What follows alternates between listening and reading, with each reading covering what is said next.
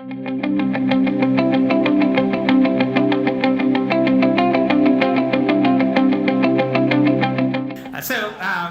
is going to be a very interesting panel because since morning, we've been talking all about how the digital is changing the world and how every company is going through a digital transformation. I mean, Pari talked about it, Pascal talked about it, pretty much everyone talked about what they are doing, why it is so important for the business, right?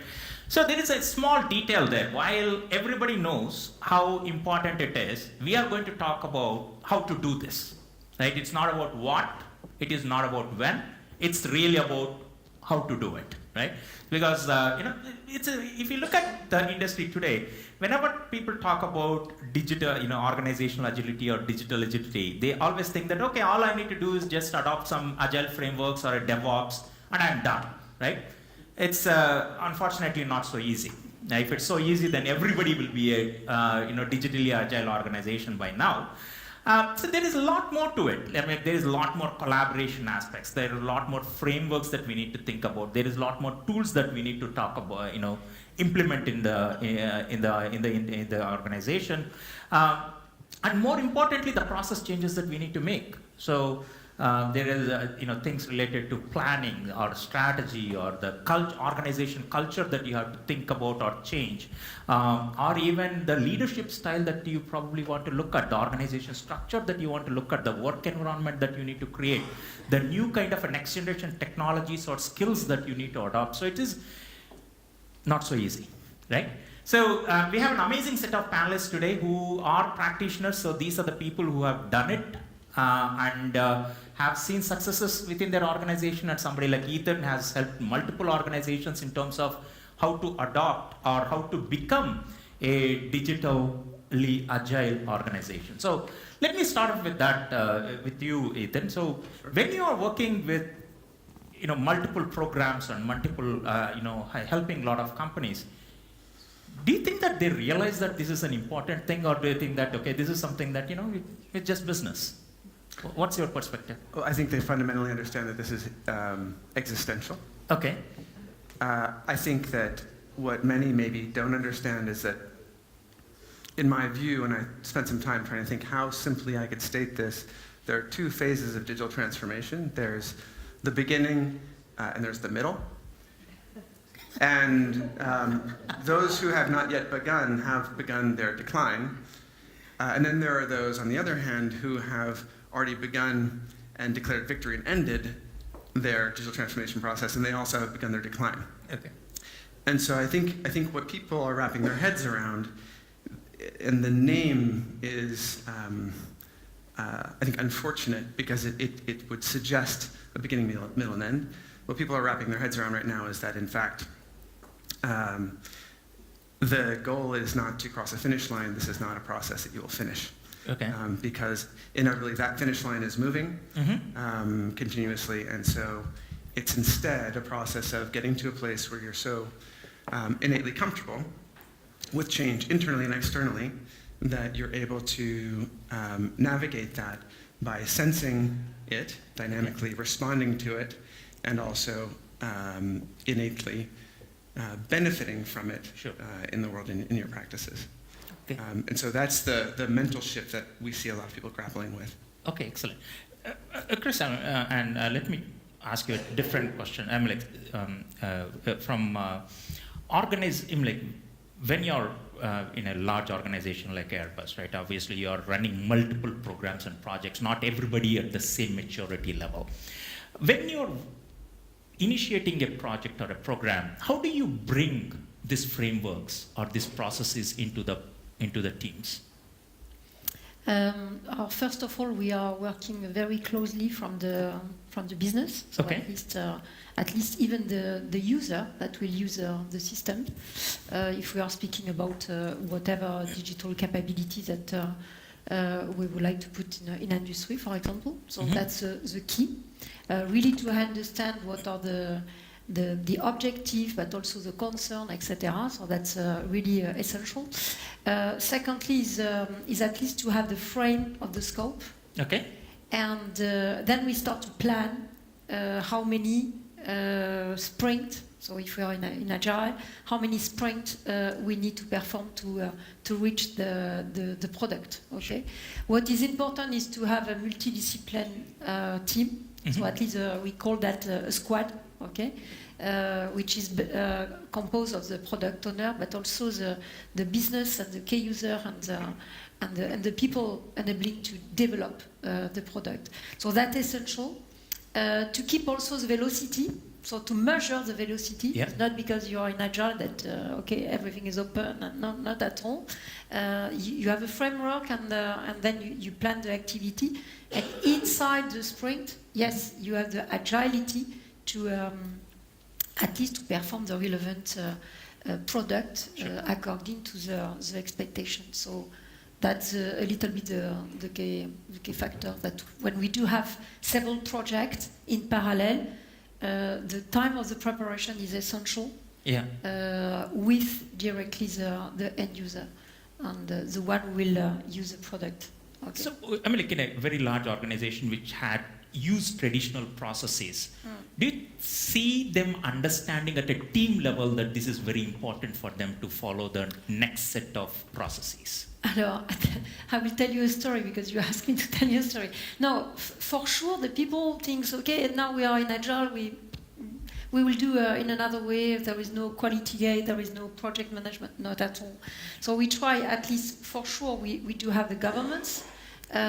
Inside the governments who have criteria who say this project, is it a good candidate for Agile? Is the technology suitable, etc.?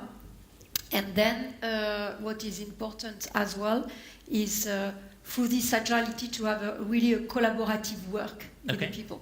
If we mention that neither the product owner, neither the Scrum Master and the project leader is not certified or has no experience, this is where at the beginning we failed a little bit.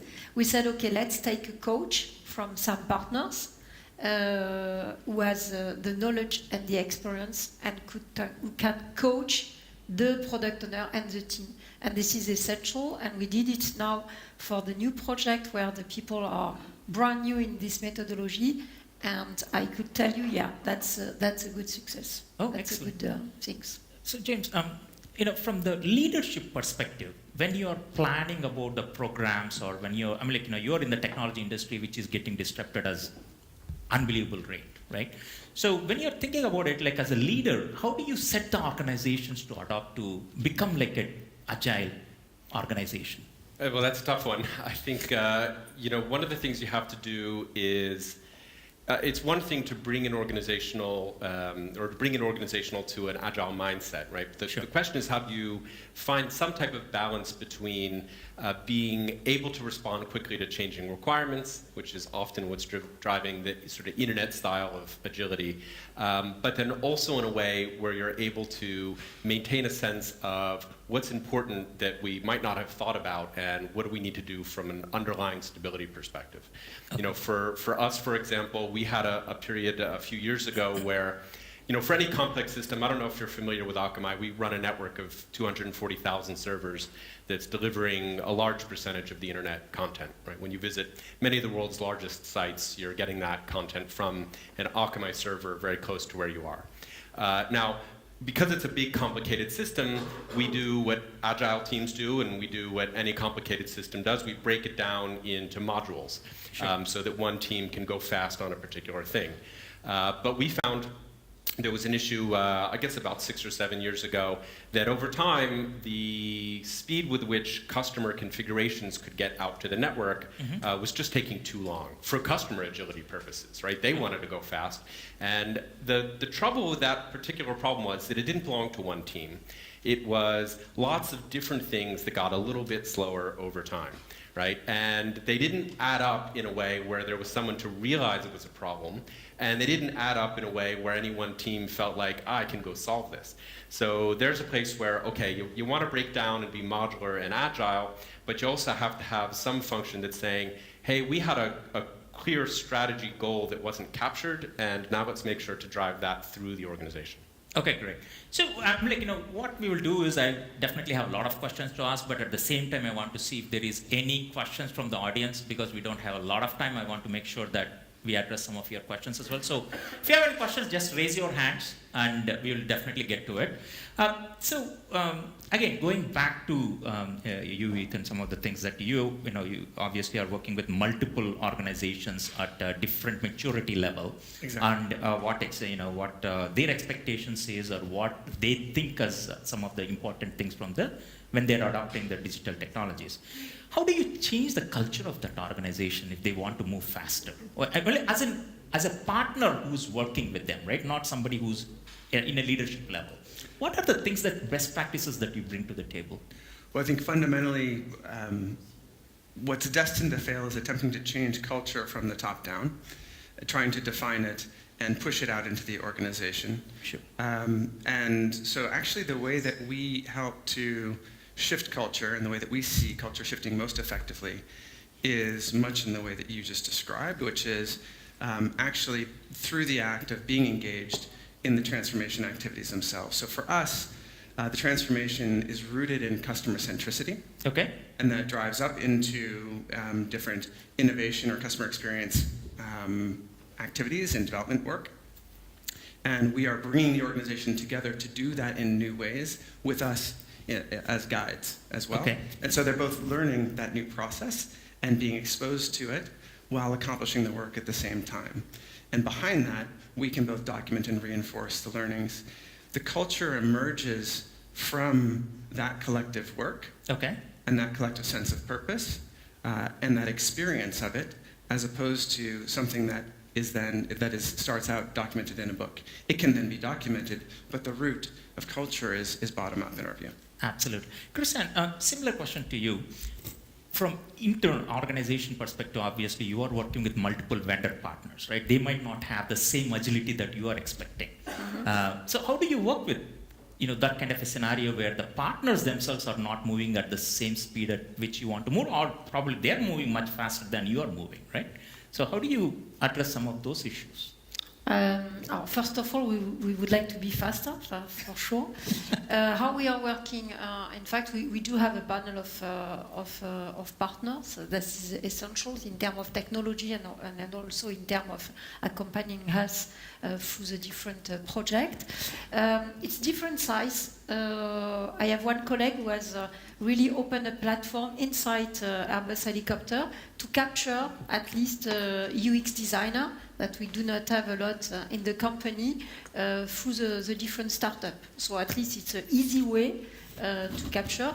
For more significant projects, or this is for small or medium projects, for bigger projects, then we do trust in a different partner such Altron or Sopra or whatever, the partners that we do have in the company.